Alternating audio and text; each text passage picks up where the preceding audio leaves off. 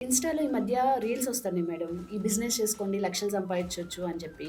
దాని మీద ఎటువంటి ఐడియా లేకపోయినా గానీ, ఇన్వెస్ట్‌మెంట్‌కి డబ్బులుంటే చాలు పెడుతున్నారు. కొలాప్స్ అయిన వాళ్ళు చాలా మందున్నారు.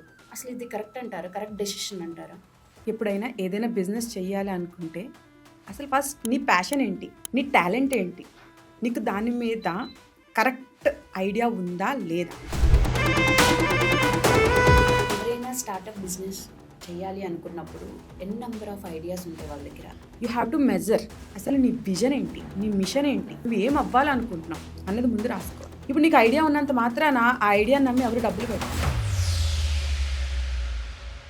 ఇప్పుడు నా దగ్గర ప్రోడక్ట్ కూడా ఉంది. మార్కెట్ చేయాలి. ఎలా మార్కెట్ చేసుకుంటే ఇప్పుడున్న కాంపిటీషన్‌లో ముందుకెళ్ళగలుగుతాం. ఇప్పుడు మార్కెటింగ్ చేసుకోవడం చాలా easy. Hi madam. Hi Ramya. ఇన్‌స్టాలో ఈ మధ్య రీల్స్ వస్తున్నాయి మేడం. ఈ బిజినెస్ చేసుకోండి లక్షలు సంపాదించొచ్చు అని చెప్పి. దాని మీద ఎటువంటి ఐడియా లేకపోయినా గానీ, ఇన్వెస్ట్‌మెంట్‌కి డబ్బులుంటే చాలు పెడుతున్నారు. కొలాప్స్ అయిన వాళ్ళు చాలా మందున్నారు. అసలు ఇది కరెక్ట్ అంటారా? కరెక్ట్ డెసిషన్ అంటారా? ఎప్పుడైనా ఏదైనా బిజినెస్ చెయ్యాలి అనుకుంటే అసలు ఫస్ట్ నీ ప్యాషన్ ఏంటి? నీ టాలెంట్ ఏంటి? నీకు దాని మీద కరెక్ట్ ఐడియా ఉందా? లేదా? ఒకవేళ లేకపోయినా కూడా దాన్ని సంపాదించుకోవడానికి మార్కెట్లో మనకి చాలా ఆపర్చునిటీస్ ఉన్నాయి ఈరోజు. For example T hub. T హబ్కి వెళ్తే వాళ్ళు స్టార్టింగ్ నీకు సీడ్ ఐడియా వచ్చినప్పటి నుంచి నీ కంపెనీ ఒక లెవెల్కి రీచ్ అయ్యే వరకు కూడా డిఫరెంట్ ఫేజెస్లో నీకు హెల్ప్ చేస్తారు. ఇది కంప్లీట్లీ గవర్నమెంట్ ఆర్గనైజేషన్. అలాగే ప్రైవేట్ ఆర్గనైజేషన్స్ కూడా చాలా ఉన్నాయి.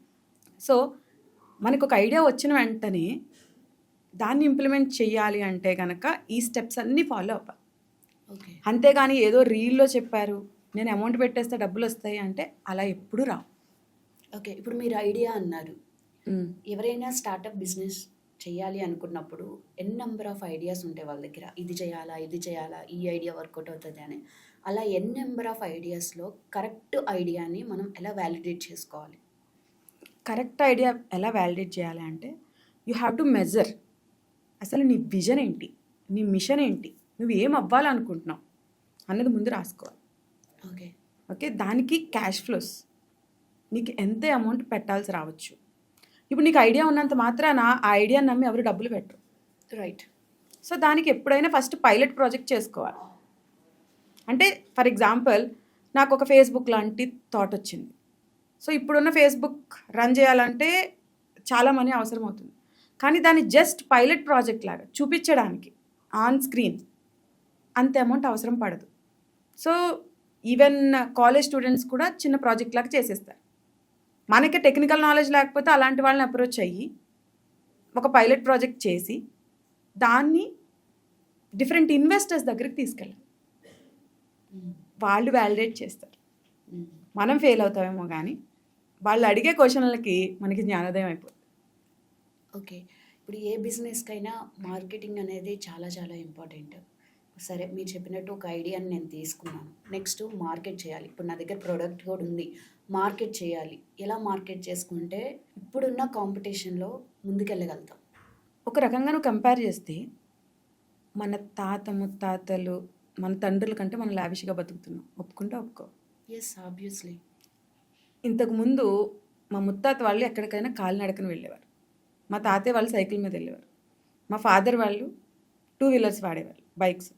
ఇప్పుడు మనం కారే వాడుతున్నాం. స్టాండర్డ్ పెరిగిందా? తగ్గింది? పెరిగింది.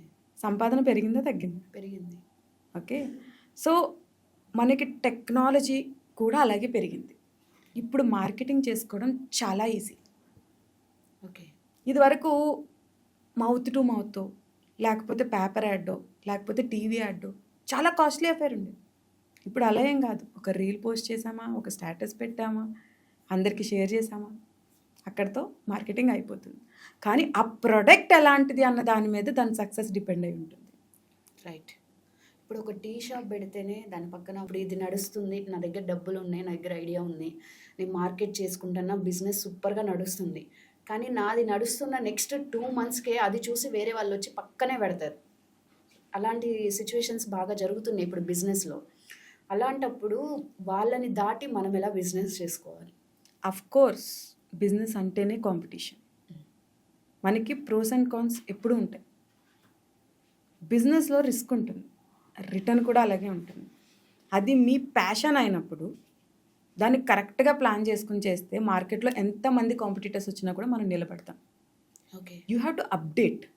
ఇప్పుడు అందరూ ఏ వచ్చింది జాబ్లు ఉండవని భయపడిపోతున్నారు. కానీ నీకు ఏ వస్తే, నీకు ఏని యూజ్ చేయడం వస్తే, ఇంకా డెవలప్ చేయడం వస్తే ఎక్కడ ఉంటావు నువ్వు? రైట్. అలా ఆలోచించాలి. అంతేగాని ఏదో జరిగిపోతుంది, ఉపద్రవం అయిపోతుంది, ఏమీ కాదు. ఏదైనా మన మంచికి. అక్కడ ఒక ఆపర్చునిటీ ఉంది, దాన్ని మనం క్యాచ్ చేయాలని ఆలోచించాలి. ఓకే.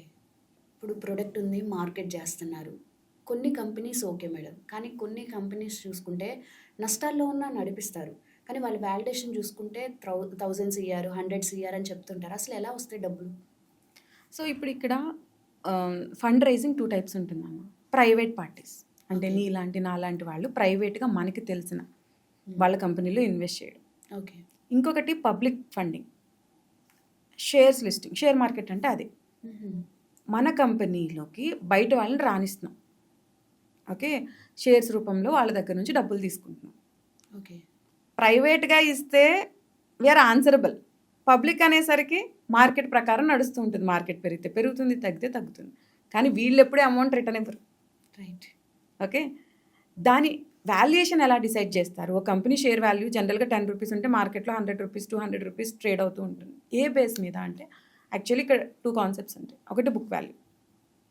బుక్ వాల్యూ అంటే నీ బుక్స్ ఏం చెప్తున్నాయి? నువ్వు అన్నావు నా బుక్స్ నష్టం చెప్తుంది, కానీ మార్కెట్లో ఎక్కువ రేట్కి వెళ్తుంది, ఎలాగా అంటే ఇక్కడ మనము ఇన్కమ్ మెథడ్ అని ఒకటి యూజ్ చేస్తాం. ఇప్పుడు లాసెస్ రావచ్చు, కానీ ఫ్యూచర్లో ఈ ప్రోడక్ట్ గ్యారంటీగా సక్సెస్ అవుతుంది, ఇన్కమ్ బాగా పెరుగుతుంది. Particularly tech based or pharma based. So వీటికి ఏంటంటే ఒకసారి ప్రోడక్ట్ సక్సెస్ అయ్యింది అంటే కనుక ఇక ఫిక్స్డ్ ఎక్స్పెన్సెస్ తప్ప వేరియబుల్ పెద్దగా ఏముండదు. ఓకే. ప్రాఫిట్స్ అలా పెరుగుతాయి. ప్రాఫిట్స్ ఎప్పుడైతే పెరుగుతాయో దాన్ని తీసుకునేది ఎవరు? Owners, nothing but share holders. Right. So ఇప్పుడు నష్టాల్లో ఉన్నా కూడా ఫ్యూచర్లో వచ్చే ప్రాఫిట్ కోసం ఇప్పుడు ఎక్కువ పెట్టుకుంటారు. రైట్. Thank you madam. చూసారు కదా, ఎక్కడ పడితే అక్కడ వచ్చిన రీల్స్ని చూసి ఇన్వెస్ట్మెంట్ చేసి నష్టపోయే కన్నా కరెక్ట్ ఐడియాని, కరెక్ట్ ప్రోడక్ట్ని చూస్ చేసుకొని ఎవరైనా తెలిసిన కొంచెం ప్రొఫెషనల్స్ దగ్గర మంచి మంచి ఐడియాస్ తీసుకొని బిజినెస్ స్టార్ట్ చేస్తే సక్సెస్ అవుతారు. లేకపోతే రాంగ్ డెసిషన్స్ వల్ల చాలామంది కొలాప్స్ అయిన వాళ్ళు ఉన్నారు. మీకు కూడా ఫైనాన్షియల్గా ఎనీ ఐడియాస్ కావాలన్నా కానీ కింద కామెంట్ చేయండి.